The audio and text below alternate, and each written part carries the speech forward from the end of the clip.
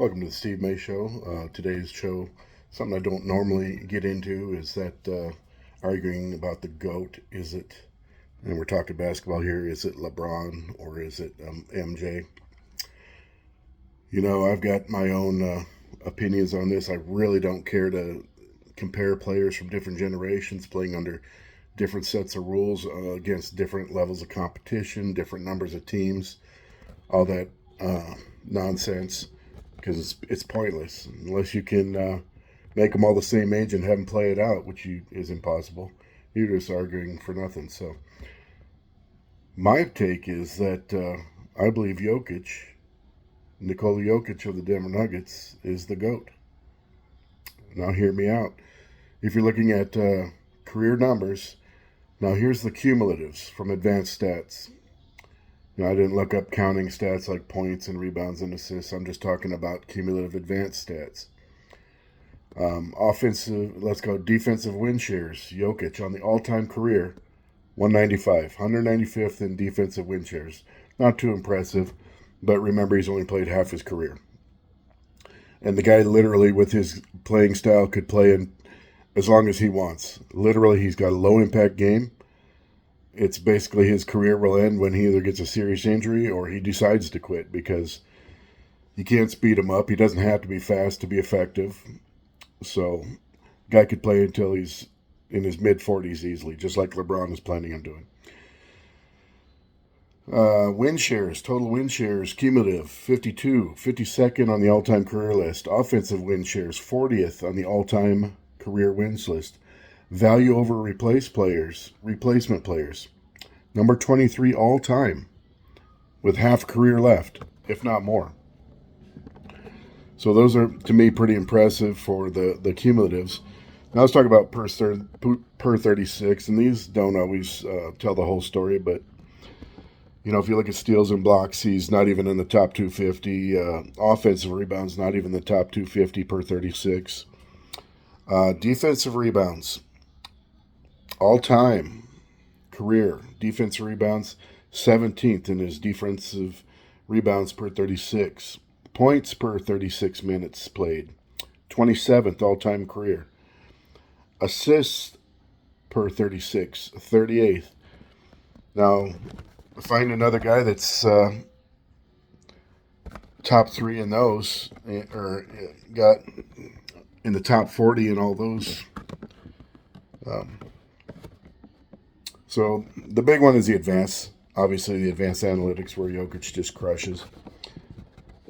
Defensive rating is his one where he's not ranked in the top 250. And these are all based on basketball references. I'm not sure if other websites have different listings and different stats, but his next poorest showing in the cumulative, in the career advanced stats, is effective field goal percent, where he's 11. You got to remember, there's been almost 5,000 NBA players in history, almost 5,000. He's number 11 in career in effective field goal field goal percentage. True shooting percentage, number 4.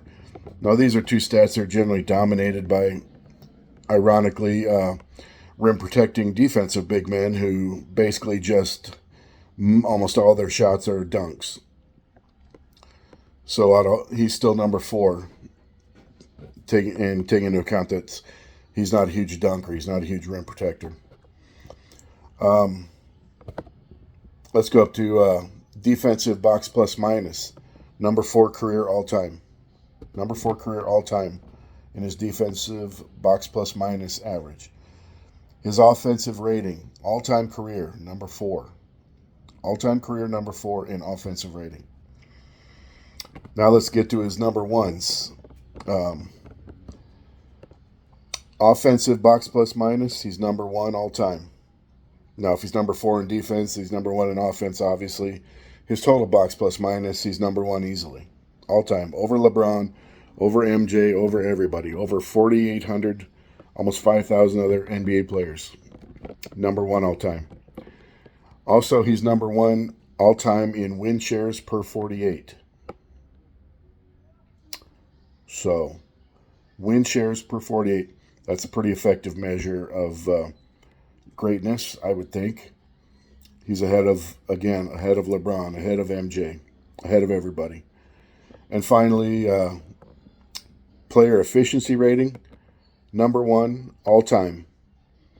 And he's going to, if he keeps playing the way he is, if he keeps his PER each season well into the over 30, he could actually finish with a career PER over 30 because he's inching in the 28s up to 29.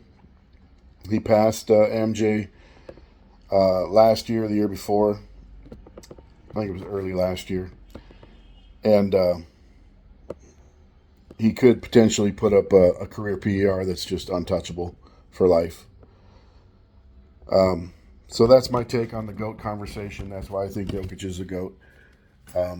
Rings are nice. I know people want to measure rings, but you can say, well, Bill Russell has this many championships and blah, blah, blah, MVPs and yada, yada, yada. But, you look back early in the day when there was maybe only 8 teams right away in the NBA. And if one team had the majority of the good players. Now, there's a guy that was on the Celtics when they were winning all those championships that probably almost hardly ever played. And he's got a ton of rings. Does that make him a GOAT?